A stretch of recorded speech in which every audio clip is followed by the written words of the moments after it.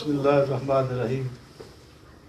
इंतहाई मशकूर हूँ जनाब राना आबाद अहमद साहब का, मैडम मारिया करामत संधू साहब का, आज इन्होंने मुझे दावत दी और मैंने आज आपकी इस कंपनी को ज्वाइन किया। ईमानदारी की बात है, मेरी ज़िंदगी में मेरी ख्वाहिश थी कि मेरी इनसे मुलाकात होती। आज मैंने महसूस किया है कि मेरी इनसे पहले मुलाकात क्यों नहीं हुई। इस लेवल के लिटरेरी आदमी, इस लेवल के कमिटेड आदमी, जो डेडिकेशन इनमें देखी मैंने, आज तक मैंने कभी किसी में ऐसी डेडिकेशन नहीं देखी अपने प्रोफेशन के साथ। ज़ाहिर तो ये छोटा सा कमरा नज़र आ रहा है 10x15 फुट का, लेकिन अमली तौर पे ये एक बहुत बड़ी यूनिवर्सिटी है। आप लोग खुशकिस्मत हैं कि ये आपकी जो पर्सनैलिटी है उसकी ग्रोमिंग, आपके करैक्टर बिल्डिंग की ग्रोमिंग और आपका जो लीगल फ्रेटर्निटी है उसकी ग्रोमिंग यहाँ इस एकेडमी में मुझे देख के इंतहाई खुशी हुई है। ये दीवारों पे मैं देख रहा हूँ, पोस्टर सारे देख रहा हूँ, तो इसमें जिस एंगल से भी देखें तो जिस मैनर से, जिस तरीके से राना साहब आप लोगों की ग्रोमिंग कर रहे हैं, आप लोग खुशकिस्मत हैं। आपको ऐसा एनवायरनमेंट कचहरी में नहीं कम से कम मिल सकता। जितना आइडियल और यूनिक इन्होंने एनवायरनमेंट आपको प्रोवाइड किया है, उसमें कंट्रीब्यूशन माशाल्लाह सबका है, मैडम का है, आप सब फेलोज़ का है, इनका मेजर कंट्रीब्यूशन है। तो कचहरी का एक माहौल बड़ा प्लॉटेड होता है, लेकिन आप खुशकिस्मत है कि आप ऐसे अच्छे माहौल में तरबियत पा रहे हैं। मैंने अक्सर मेरे एसोसिएट, जब मैं उनसे पूछता भी आप कहाँ से आए हैं, तो मुझे यही बताते कि राना आबाद साहब की अकेडमी से। काश ये मुझे भी पहले इंटीमेट करते, मैं भी इनकी अकेडमी को ज्वाइन करता। मेरे पास ऐसे अल्फाज नहीं है, मेरी फीलिंग यकीन जाने, मैंने आज तक कचहरी के सराउंडिंग में ऐसा माहौल किसी कचहरी में नहीं देखा जो ये आपको प्रोवाइड कर रहे हैं। क्योंकि आप लोग तो माशाल्लाह सारे मुझे नज़र आए हैं आज कि आप दानिशवर हैं, मुहक्किक हैं, अदीब हैं, इंटेलेक्चुअल हैं, आपकी लगाव है इल्म से, अदब से। वो बातें तो मैं नहीं कर सकता क्योंकि मेरी डोमेन में नहीं है। और प्रोफेशनल आदमी से तो आप यही तो कर सकते हैं कि आपको वो प्रोफेशनल बात कर सके। जो प्रोफेशनल आदमी होता है वो इस स्टेज का बहुत डिबेटर कम होता है। अदालत में तो वो काम कर सकता है, लेकिन यहाँ जहाँ पे कोई लिटरेरी कोई माहौल ऐसा हो जहाँ पे अदब की बात हो रही हो, उसका ये ड्रॉबैक होता है कि वो उस रिदम के साथ बात नहीं कर सकता। लेकिन मेरी जो फीलिंग है, ईमानदारी की बात, मेरे पास ऐसे अल्फाज नहीं है कि मैं उनका इजहार कर सकूं। क्योंकि आप लोग सारे माशाल्लाह एक बडिंग लायर्स हैं। मैं सबको देखता हूँ डेली, माशाल्लाह सारी मेरी बहनें बेटियाँ जिस कमिटमेंट के साथ इस प्रोफेशन के साथ अटैच हैं, जो इनमें डेडिकेशन है, अगर इसी जज्बे और डेडिकेशन के साथ ये अपना काम करें तो वकालत का जो प्रोफेशन है ये एक प्राइम प्रोफेशन है।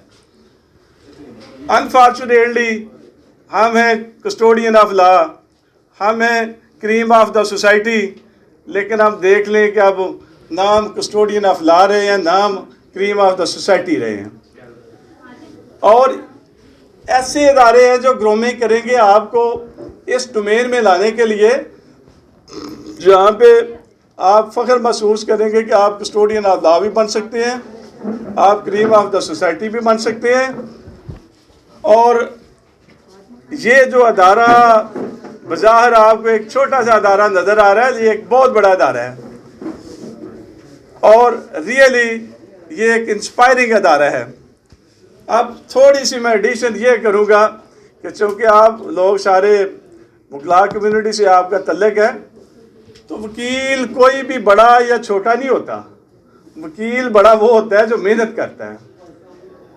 कोई भी नहीं क्लेम कर सकता ये जो वकालत है इसका प्रोफेशन किसी की विरासत नहीं। ज़रूरी नहीं कि किसी बड़े बाप का बेटा बड़ा वकील बन जाए, किसी बड़े जज का बेटा बड़ा जज बन जाए। ये प्रोफेशन किसी की विरासत नहीं है। आपके सामने मिसालें हैं, जैसे अभी राना साहब ने फरमाया, मैं भी उसी स्पैन से गुजर के आया हूँ। जिस आदमी ने इस प्रोफेशन में मेहनत करनी है, पीक उसके लिए खाली है हमेशा। अदरवाइज जनरल प्रिंसिपल भी यही है कि पीक इज़ ऑलवेज वेकेंट। तो आपने अगर पीक को फॉलो करना है तो ज़रूरी नहीं है कि आप जिसने मेहनत करनी है उसने ऊपर जाना है। और जिस कमिटमेंट और डेडिकेशन के साथ आप लोग अटैच है प्रोफेशन के, आप इसी डेडिकेशन और कमिटमेंट के साथ अगर अटैच रहे तो इंशाल्लाह वो दिन दूर नहीं है जब आप भी बड़े बड़े वकला बनेंगे, जुडिशल ऑफिसर बनेंगे। आप में भी किसी और सेक्टर में भी जाएं तो वहाँ पे भी इंशाल्लाह बड़े अफसर बनेंगे। वकालत का सबसे पहला असूल ये है कि आपको पता होना चाहिए कि आपने कानून को ट्रेस कहाँ से करना है।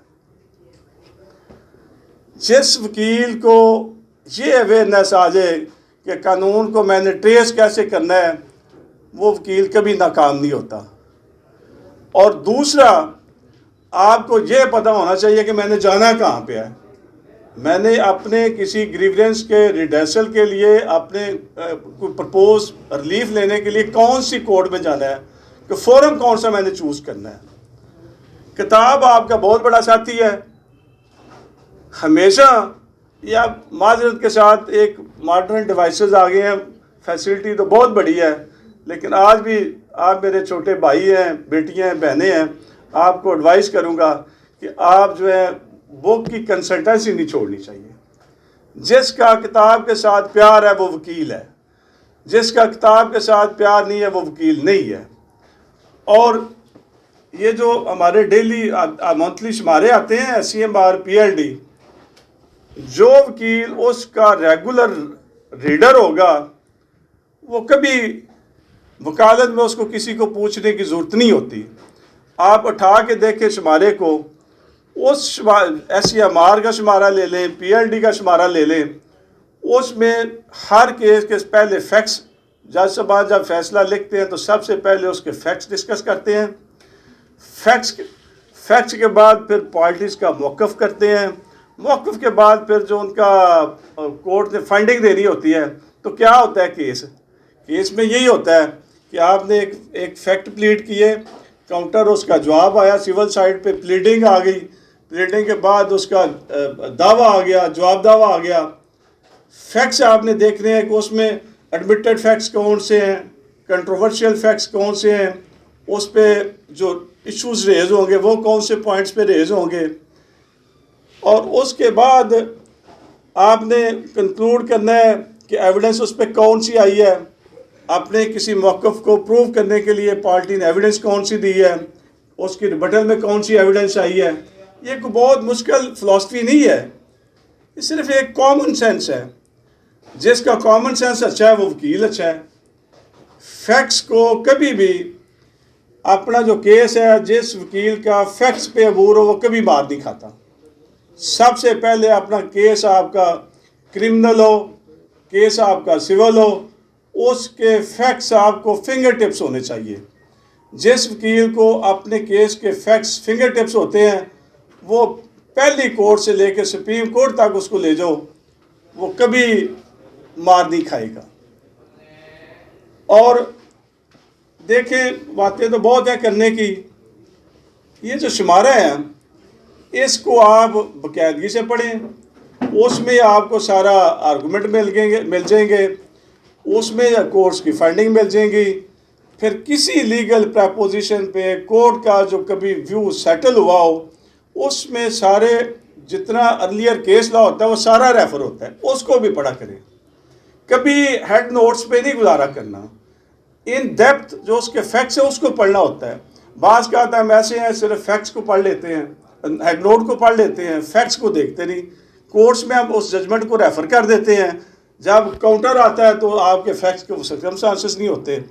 कोशिश किया करें सबसे पहले अपने केस के फैक्ट्स को देखें, उसके बाद आप उस पर केस लॉ ट्रेस करें। फिर जो आपने केस लॉ ट्रेस किया है उसको देखेंगे कि उस एम्बिट में जो आपके केस के फैक्ट्स है उसके एम्बिट में है कि नहीं है। जब आप ऐसे एनालिसिस करके जाएंगे, मेहनत करके जाएंगे, तो जजेस भी आप लोगों में से होते हैं। और अनफॉर्चुनेटली आज अगर फुकतान है बार में तो बेंच में भी है। आप लोगों ने इस गैप को फिल करना है। आप जिस अदारे से आज अटैच हैं, यहाँ पे आपकी इसी स्टाइल की ये ग्रूमिंग कर रहे हैं। और कभी भी देखें, जो कोर्ट होती है, इंसान को ब्रीफ अपना लूज कर जाए तो कर जाए, कोर्ट को कभी लूज नहीं करना चाहिए। जितना आप कोर्ट में कोर्ट को रिस्पेक्ट देंगे उतनी कोर्ट आपको रिस्पेक्ट देगी। माशवाए कभी देख, आजकल को ऐसे ट्रेंड बन गया, हमने तो कभी देखा भी नहीं था, सोचा भी नहीं था। लेकिन अनफॉर्चुनेटली ये जो रेसिप्रोकल कंट्रोवर्शियल इशूज़ हैं, इसमें हम भी ज़िम्मेदार हैं, वो भी ज़िम्मेदार हैं। लेकिन इसके बावजूद आप लोग जिस एकेडमी के स्टूडेंट हैं वो आपको सब्र का दर्स दे रहे हैं, ज़बत का दर्स दे रहे हैं, आपकी ग्रूमिंग कर रहे हैं शख्सियत की। अगर कभी ऐसा कोई फंसी माहौल हो भी जाए तो आप सब्र से काम लें, उस मामले को अच्छे मैनर से सुलझाएं। ये जजेस से कोई लड़ना अच्छी बात नहीं होती। ये हमेशा जो प्रैक्टिसिंग वकील होता है वो डिस्क्रेडिट होता है। और कभी भी अपने क्लाइंट के साथ देखें, ये जो क्लाइंट्स हमारे होते हैं ये हमारा फीडिंग पॉइंट होते हैं। कभी भी क्लाइंट से जो क्लैश है वो नहीं होना चाहिए।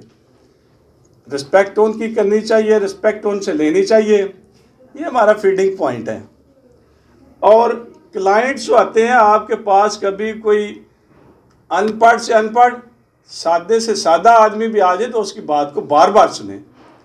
वो क्लाइंट बाज का आपको ऐसी टिप्स दे जाता है, ऐसे फैक्ट्स आपको डिलीवर कर जाता है, आप सोच भी नहीं सकते। वो हम तंग तो लोग होते हैं कि उनकी बात बार बार हमें तंग करते हैं, लेकिन बार बार उनकी बात सुननी चाहिए। वो कुछ डिलीवर करके जाते हैं। अगर आपको वो कुछ डिलीवर कर देंगे तो आप उसको कोर्ट में ज़रा रिफाइन करके डिलीवर कर देंगे। तो ये मेरी छोटी छोटी, वैसे तो माशाल्लाह मैं देखता हूँ आप सब लोगों को, कोई भी यहाँ पे ऐसा नहीं बैठा जो स्लिपिंग हो, सारे ही माशाल्लाह प्रैक्टिसिंग लायर हैं। तो ये चंद एक मैंने अपनी गुजारिशात की हैं। आप इनको फॉलो करें, शुमारे को पढ़ें, अपने प्रोफेशन के साथ आपकी डेडिकेशन होनी चाहिए, कमिटमेंट होनी चाहिए, और उसके बाद देखें अल्लाह के फजल से आप कितने बड़े वकील बनते हैं। तो मैं फिर आखिर में इंतहाई शुक्रगुजार हूँ जनाब राना आबाद अहमद साहब का, मैडम मारिया करामत संधू साहब का, और अपनी बहनों का, बेटियों का, भाइयों का, जिन्होंने आज की इस मीटिंग, आज के इस बज़म में ज्वाइन किया। बज़ाहिर तो ये एक छोटी बज़म नज़र आ रही, लेकिन इसके बहुत बड़ी बज़म है। तो इंतहाई शुक्रिया के साथ इजाज़त चाहता हूँ। Thank you ji.